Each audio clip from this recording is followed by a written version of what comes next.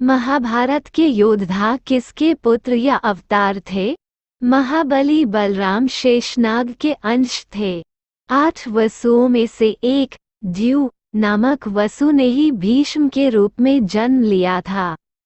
देवगुरु बृहस्पति ने ही द्रोणाचार्य के रूप में जन्म लिया था।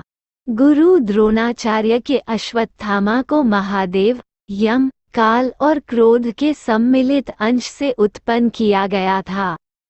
देवताओं में सबसे प्रमुख सूर्यदेव के पुत्र कर्ण थे। कर्ण सूर्य के अंशावतार थे। दुर्योधन कलियुग का तथा उसके 100 भाई पुलस्त्य वंश के राक्षस के अंश थे। अर्जुन के धर्मपिता पांडु थे, लेकिन असल में वे इंद्र कुंती के पुत्र थे। भीम को पवन पुत्र कहा जाता है।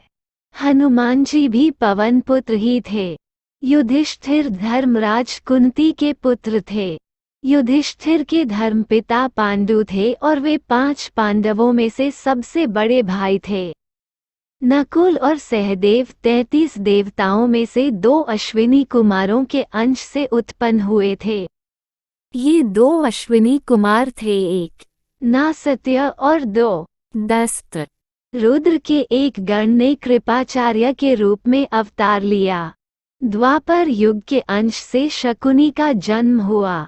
अरिष्टा के पुत्र हंस नामक गंधर्व धृतराष्ट्र तथा उसका छोटा भाई पांडु के रूप में जन्मे। सूर्य के अंश धर्म ही विदुर के नाम से प्रसिद्ध हुए। कुंती और माद्री के रूप में सिद्धि और धृतिका का जन्म हुआ था।